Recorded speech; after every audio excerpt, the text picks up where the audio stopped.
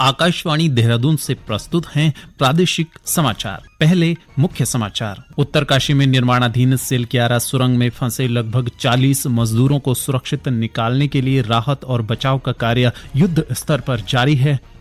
मुख्यमंत्री पुष्कर सिंह धामी ने सिलक्यारा सुरंग का दौरा कर अधिकारियों को राहत और बचाव कार्यों में तेजी लाने के निर्देश दिए। प्रदेश में पिछले 24 घंटे के दौरान 3 अलग अलग दुर्घटनाओं में 10 लोगों की मृत्यु, 5 अन्य घायल। और प्रदेश भर में दीपों का त्योहार दीपावली पूरे उत्साह के साथ मनाई गई। लक्ष्मी पूजन के साथ ही लोगों ने जमकर आतिशबाजी की। नमस्कार, दोपहर समाचारों के साथ मैं संजय भंडारी। अब समाचार विस्तार से। उत्तरकाशी में निर्माणाधीन सिलक्यारा सुरंग में फंसे लगभग 40 मजदूरों को सुरक्षित निकालने के लिए राहत और बचाव का कार्य युद्ध स्तर पर जारी है।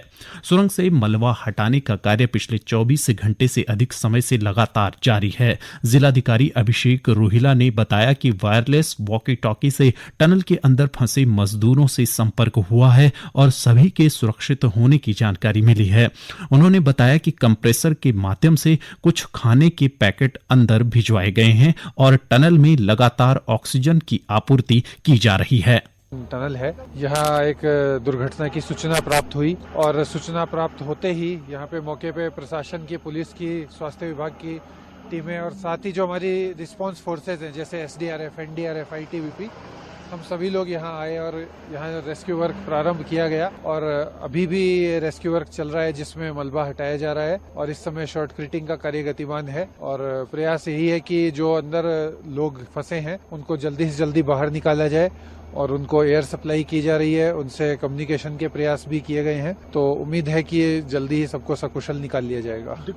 उत्तरकाशी सुरंग हादसे पर national highway and infrastructure development corporation limited के निदेशक अंशु मनीष खलको ने कहा कि स्थिति पहले से बेहतर है और सभी मजदूर सुरक्षित हैं। उन्होंने बताया कि सुरंग के अंदर प्रभावित क्षेत्र में लूज मलबे को स्थायित्व देने के लिए शॉर्ट क्रीटिंग का कार्य किया जा रहा है ताकि सुरंग के भीतर गिर रहे लूज मलबे का भूस्खलन रोका जा सके। स्थिति अभी ठीक है, जितने जो वर्कर हैं सारे सेफ हैं, करीब 40 अंदर हैं, उनको हम फूड भी दे रहे हैं, पानी भी पहुंचाया जा रहा है, उनसे हमारी बातें भी चल रही हैं। लेकिन अंदर का जो टेरेन है वो काफी फ्रेजाइल है, बार बार गिरता जा रहा है। तो एक मेथड होता है शॉर्ट क्रीटिंग, उससे हम कंक्रीट को वहां पे स्प्रे करते हैं ताकि वो एरिया हार्डन हो जाए। उसके बाद हम वहां से एक्सक्यूएट करते हैं, सारा जो मलबा है उसको निकालने की कोशिश चल। मुख्यमंत्री पुष्कर सिंह धामी ने सिलक्यारा सुरंग का दौरा कर अधिकारियों को राहत और बचाव कार्यों में तेजी लाने के निर्देश दिए। टनल हादसे पर मुख्यमंत्री ने कहा कि सुरंग में फंसे हुए लोगों को बचाने के लिए राज्य और केंद्र सरकार हर संभव प्रयास कर रही है। उन्होंने बताया कि प्रधानमंत्री नरेंद्र मोदी ने राज्य सरकार को हर संभव मदद का आश्वासन दिया है। उन्होंने कहा कि राष्ट्रीय आपदा मोचन बल, राज्य आपदा मोचन बल के साथ ही अन्य एजेंसियां और विशेषज्ञ फंसे हुए लगभग 40 लोगों को बचाने के लिए रात दिन काम कर रहे हैं। देखिए, जब से घटना हुई है तब से लगातार हम लोग इस घटना की जानकारी और जो भी बचाव का काम हो सकता है उसके लिए सभी से संपर्क कर रहे हैं और माननीय प्रधानमंत्री जी ने भी कल पूरे इस घटनाक्रम की जानकारी ली है और साथ ही उन्होंने हर संभव जो सहायता है उसका उन्होंने हमें आश्वासन भी दिया है, भरोसा दिया है।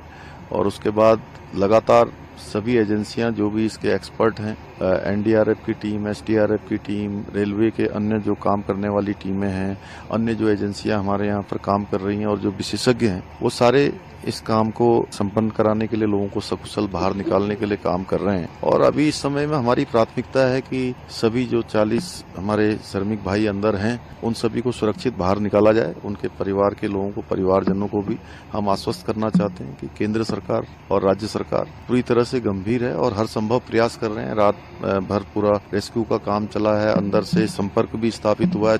प्रधानमंत्री ने कल हिमाचल प्रदेश के लेप्चा में सुरक्षा बलों के साथ दीपावली मनाई। इस अवसर पर श्री मोदी ने सशस्त्र बलों से कहा कि वे प्रौद्योगिकी के इस्तेमाल में मानव बुद्धि को अधिक महत्व दें। प्रधानमंत्री नरेंद्र मोदी ने कहा कि भारतीय सेना को निरंतर आधुनिक बनाया जा रहा है। इससे निकट भविष्य में भारत को संकट के समय अन्य देशों से मदद की आवश्यकता नहीं होगी। प्रधानमंत्री ने कहा कि आज देश के संसाधन और सीमावर्ती क्षेत्रों में उच्च श्रेणी की ढांचागत सुविधाएं भी हमारी शक्ति हैं। उन्होंने कहा कि वीर जवानों की हिमालय के समान समर्पण भावना की बदौलत भारत की सीमाएं सुरक्षित हैं। देश के जवानों ने हमेशा प्रामाणिकता दी है कि भारतीय सेना सीमा पर देश की रक्षा करने में सर्वाधिक सुदृढ़ है। ये समाचार आप आकाशवाणी देहरादून से सुन रहे हैं। प्रदेश भर में दीपों का त्योहार दीपावली पूरे उत्साह के साथ मनाया गया। लक्ष्मी पूजन के साथ ही लोगों ने जमकर आतिशबाजी की। लोगों ने एक दूसरे को दीपावली की शुभकामनाएं देने के साथ ही मिठाइयां बांटी। दीपावली पर्व पर बाजारों में भी खूब रौनक देखने को मिली। प्रदेश के ग्रामीण क्षेत्रों में परंपरागत तरीके से दीपावली का त्योहार मनाया गया। दीपावली की सुबह ग्रामीणों ने गाय पूजन के साथ ही गायों की फूल मालाएं पहनाई। दीपावली की रात ढोल डमाओं के साथ सामूहिक नृत्य और भैलों खेले गए। पहाड़ों में भैलों परंपरागत तरीके से खेले जाते हैं। चीड़ के पेड़ों की ज्वलनशील लकड़ियों को रस्सी से बांधा जाता है और फिर उसे जलाकर चारों ओर घुमाया जाता है। पहाड़ के हर गांव में आतिशबाजी के साथ भैलों खेलने की परंपरा है। इस अवसर पर घरों में विशेष पकवान बनाए जाते हैं और सामूहिक रूप से पूरा गांव एक साथ दीपावली का त्योहार मनाता है। प्रदेश में पिछले 24 घंटे के दौरान 3 अलग अलग दुर्घटनाओं में 10 लोगों की मृत्यु हो गई, जबकि 5 अन्य घायल हो गए हैं। दीपावली की रात नैनीताल जिले की जौरासी खैरना में एक वाहन के अनियंत्रित होकर खाई में गिरने से उसमें सवार 11 लोगों में से 6 लोगों की मृत्यु हो गई, जबकि 5 अन्य घायलों को उपचार के लिए नजदीकी चिकित्सालय में भर्ती कराया गया है। राज्य आपदा मोचन बल के मुख्य आरक्षी दिनेश पुरी ने बताया कि वाहन में स्थानीय लोग सवार थे। वहीं रुद्रप्रयाग जिले के गौरीकुंड केदारनाथ पैदल मार्ग पर भैरव गदेरा में भूस्खलन की चपेट में आने से एक घोड़ा मालिक की मृत्यु हो गई। उधर नैनीताल के हल्द्वानी स्थित कुमाऊं टेंट हाउस के गोदाम में दीपावली की रात अचानक आग लगने से 3 कर्मचारियों की मृत्यु हो गई। हल्द्वानी के पुलिस अधीक्षक हरबंस सिंह ने बताया कि करीब 22 दमकल वाहनों ने आग पर काबू पाया।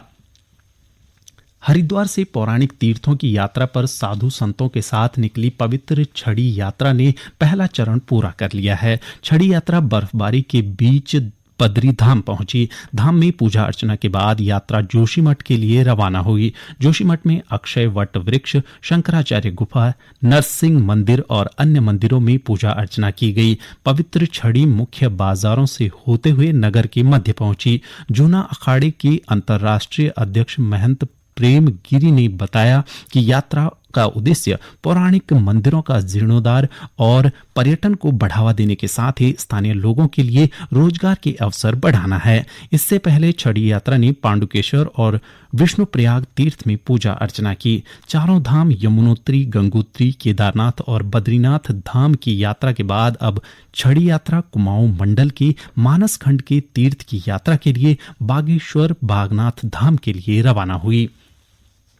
आईसीसी क्रिकेट विश्व कप में भारत ने कल रात बेंगलुरु के एम चिन्नास्वामी स्टेडियम में नीदरलैंड को 160 रन से हरा दिया।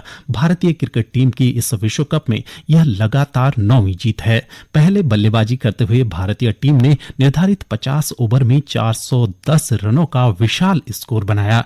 श्रेयस अय्यर ने 84 गेंदों में विश्व कप करियर का अपना पहला शतक लगाया और 128 रन बनाकर नाबाद रहे, जबकि केएल राहुल ने 62 गेंदों में शतक बनाया, जो एक दिवसीय विश्व कप में भारत के किसी बल्लेबाज का सबसे तेज शतक है। इसके अलावा रोहित शर्मा ने 61, जबकि विराट कोहली ने 51 और शुभमन गिल ने भी 51 रन बनाए। नीदरलैंड्स की तरफ से बॉस डी लीडे ने 2 विकेट चटकाए। जवाब में नीदरलैंड्स की टीम 47 ओवर और 5 गेंद में 250 रन पर ही सिमट गई। अंत में मुख्य समाचार एक बार फिर।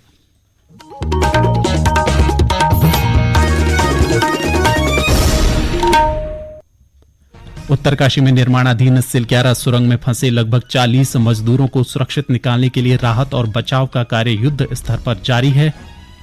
मुख्यमंत्री पुष्कर सिंह धामी ने सिलक्यारा सुरंग का दौरा कर अधिकारियों को राहत और बचाव कार्यों में तेजी लाने के निर्देश दिए। प्रदेश में पिछले 24 घंटे के दौरान 3 अलग अलग दुर्घटनाओं में 10 लोगों की मृत्यु, 5 अन्य घायल। और प्रदेश भर में दीपों का त्योहार दीपावली पूरे उत्साह के साथ मनाई गई। लक्ष्मी पूजन के साथ ही लोगों ने जमकर आतिशबाजी की। इसके साथ ही प्रादेशिक समाचार का ये बुलेटिन समाप्त हुआ। नमस्कार।